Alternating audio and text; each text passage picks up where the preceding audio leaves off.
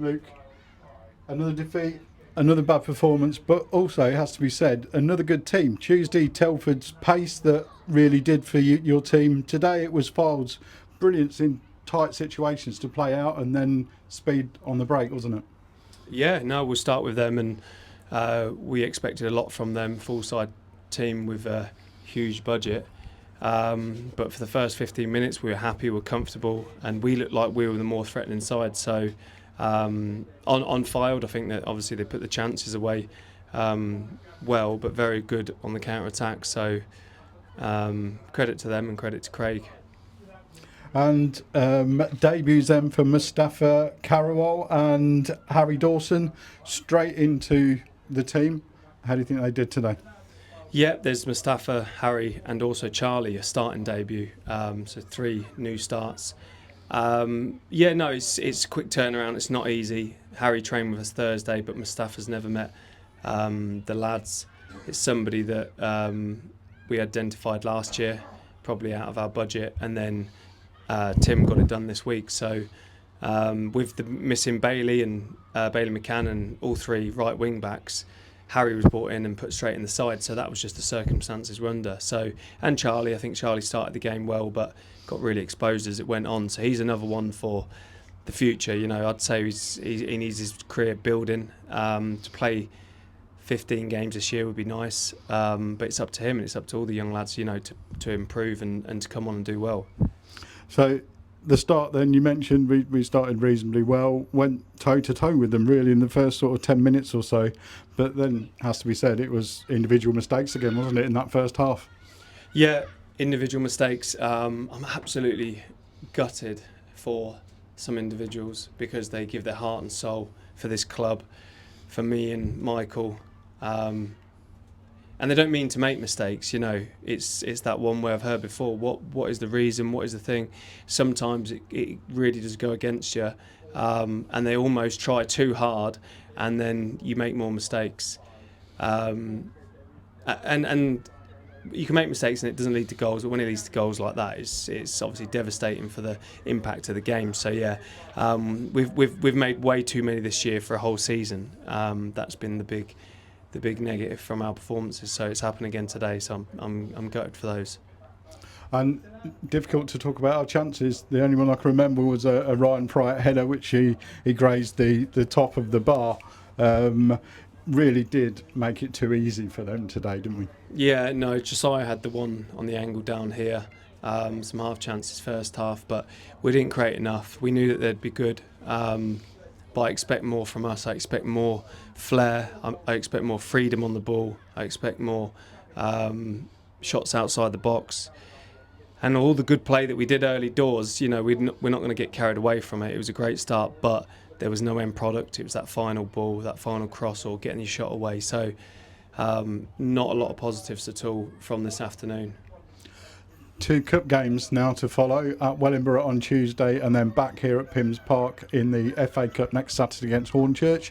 Is that going to be a welcome break for your team? I'd probably say no. I think that, you know, you want the games to come really quickly in the league after a heavy defeat. So that's the biggest home defeat that I've had, obviously by far.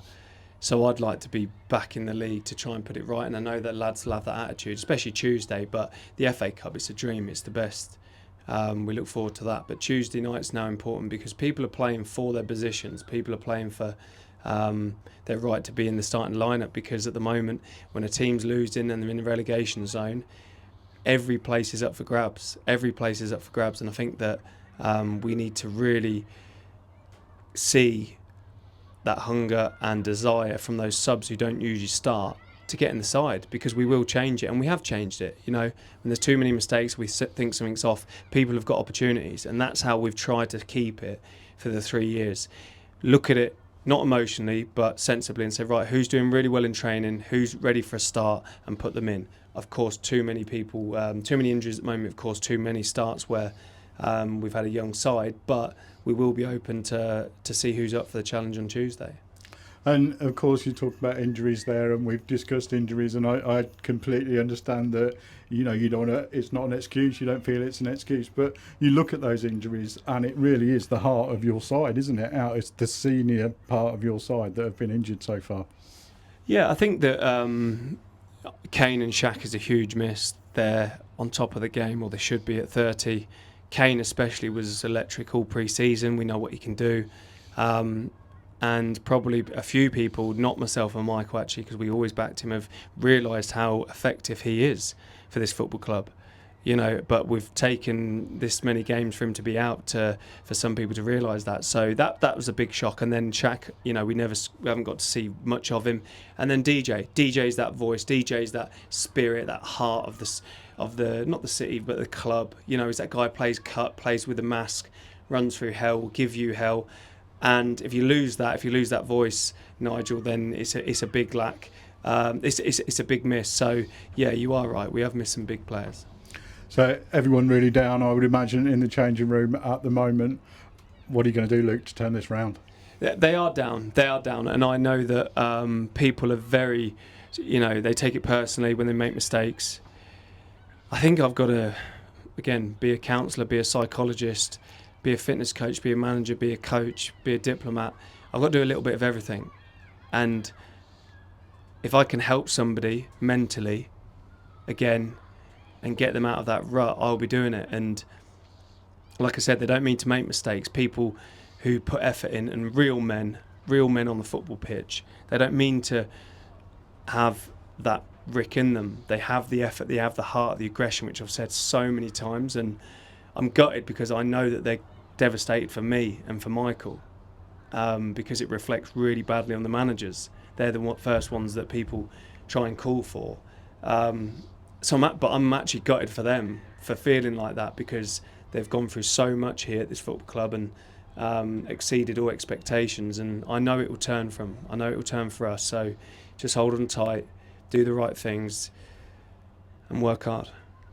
Okay, and just finally, we need to talk about Gashi. Went off injured today. It looked like a bad one. Do you know any details on that yet? I thought he'd broken his fib or tib. I've now been told it's not, so it's good news from that perspective. I think it might be his ankle, which is twisted a certain way. So although I'm absolutely gutted for him, obviously, you know, I'll shoot to hospital and see him where he is now. I know it's not the fib or tib, which is a really, really, career-ending injury. So there's light already on that one. So hopefully he's all right. He'll be in a bad place right now, but you know, hopefully we can have him back, even if it's on crutches, or you know, he's the best fighter I know. So he'll be back soon. That's good news. Brilliant. Thanks for talking to us, Luke. I know it's been difficult and another difficult afternoon, but thank you and good luck on Tuesday. No, thanks very much. Cheers, Nigel.